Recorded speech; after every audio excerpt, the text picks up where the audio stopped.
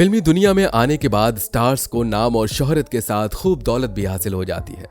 Bollywood stars की कमाई से तो आप वाकिफ ही होंगे, साथ ही इन स्टार्स की तगड़ी फैन फॉलोइंग भी होती है। ये स्टार्स जहां भी जाते हैं, फैंस इनकी एक झलक पाने, हाथ मिलाने, सेल्फी और ऑटोग्राफ लेने के लिए इन्हें घेर लेते हैं।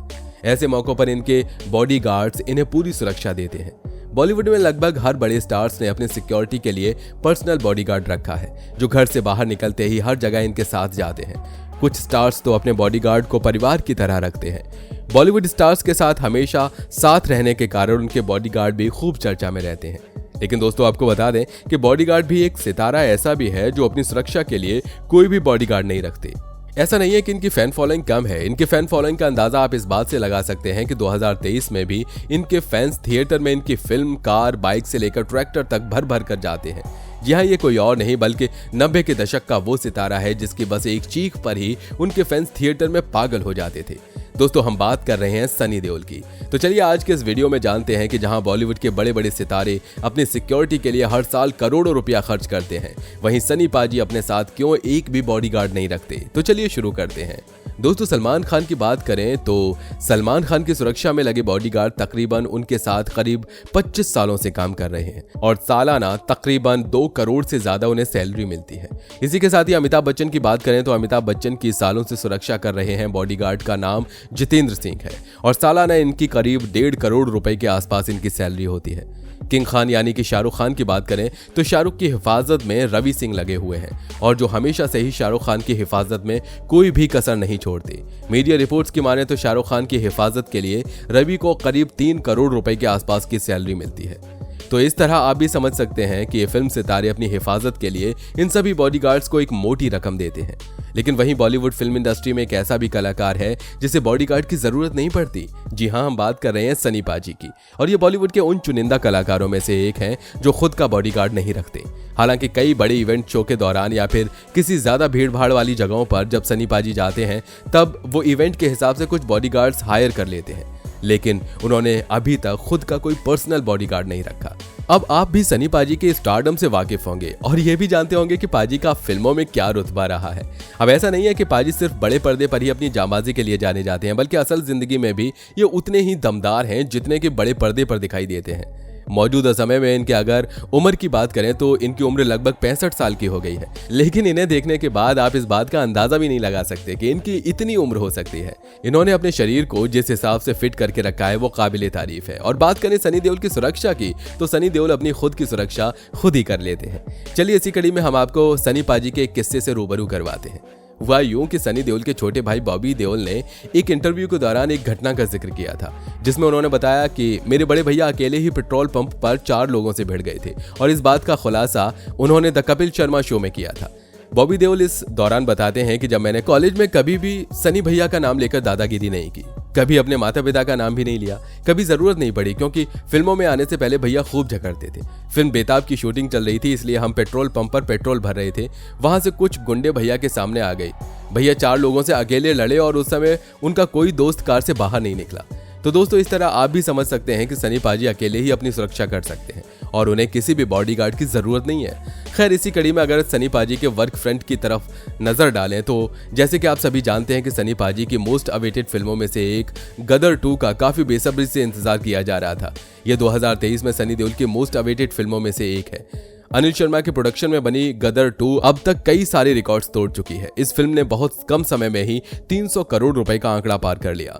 लोगों में गदर 2 को लेकर बहुत क्रेज है। वो इस फिल्म को कई बार देख रहे हैं। ऑडियंस का इस फिल्म को भर भर कर प्यार मिल रहा है। सिनेमा घरों के बाद लोग इस फिल्म को OTT पर देखने के लिए बेताब हैं। अगर आप भी गदर 2 की OTT रिलीज का इंतजार कर रहे हैं तो कमेंट बॉक्स में कमेंट करके जरूर बताइएगा। दोस्तों, गदर 2 के अलावा भी सनी पाजी के कई सारी ऐसी फिल्में हैं जिन फिल्मों का काफी बेसब्री से इंतजार किया जा रहा है।